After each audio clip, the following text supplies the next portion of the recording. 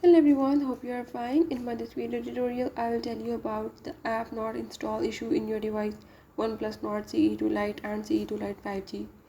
So if in this device you are having any problem like your apps are not installing or any other such problem related to apps, you can fix it by the methods I will show you in my this video tutorial.